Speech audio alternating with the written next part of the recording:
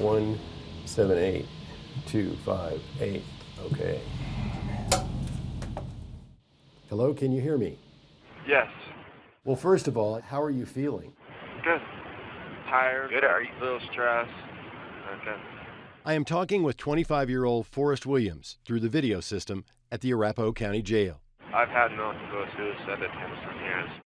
Are you feeling better now, though, and that you're not wanting to harm yourself? Correct, yes. Yeah. After going to the ER and getting staples, I usually feel better. Williams is here after being arrested in February 2019 for injuring his mother, Judith Wilson. I had a cut on my cheek and over here from just pressure from the butter knife. What was the feeling inside you at that time when you get into these episodes? Depression to the point of burning rage. Williams is one of tens of thousands of people statewide who have not received adequate mental health treatment.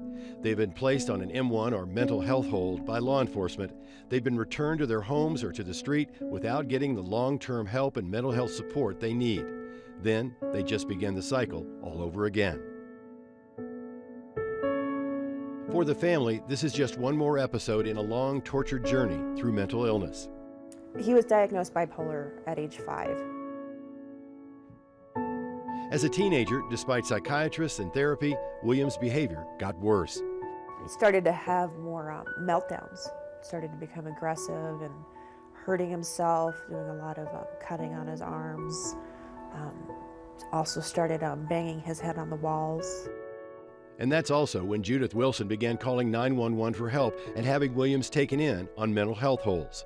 And in the last 4 years, the calls have gotten more frequent. I've actually lost count because I couldn't get him into the doctor, or if I did have an appointment, there are times I couldn't get him there and I couldn't safely drive him there because he was psychotic. And that simply continued a cycle that has been going on for years. So then he'd go on the M1 hold, but then they'd only keep him for a little bit or switch up his meds, send him home, and then it would escalate again. She says there were times Williams was so sick that short-term inpatient care was needed, but beds are scarce. And then they call around to the different inpatient facilities pretty much in the entire state. There's times that he's been in Fort Collins, there's times he's been put in Colorado Springs, there's other times he's just been down the street. It's just whoever has a bed available. Was he better after those 3 days? He wasn't agitated or in severe psychosis, but he wasn't stable. He wasn't functional and not where he needed to be. And each time there would be an appointment with a psychiatrist set up for 2 to 3 weeks out for follow-up. But he wouldn't even make it to the appointment because I would have to call to have him put on an M1 hold again because he would become so psychotic and so just delusional that he needed to be inpatient again. It's an address that I've been to numerous times because of someone who isn't getting mental health treatment that they need. And how's everyone else? We're hanging in. Yeah? Yeah. A little different without him being here? Odd. Yeah. Very quiet. There would be times where we would just need to come because he was just out of control and the mom didn't know what to do. And there would be times where Forrest would be elevated to the point where we'd have to use physical force to restrain him. Arapahoe County Deputy Sheriff Chris Donovan is crisis intervention trained, or CIT.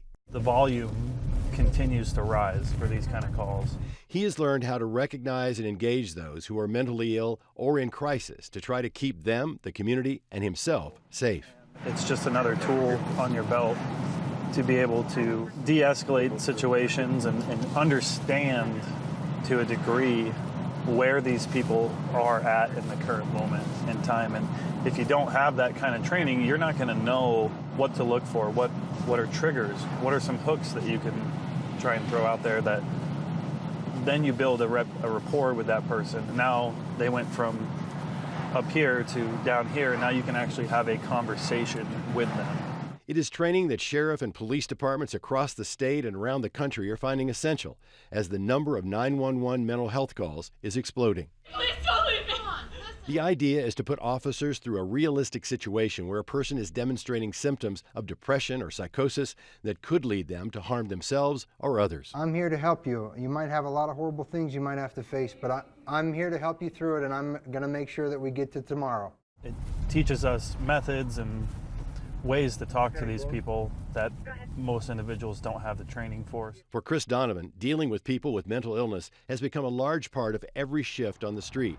And he may see many of the same people every week because he says proper mental health services simply aren't available. We see a lot of people that we take are out 4 hours later, a day later, and we're right back in the same spot that we started.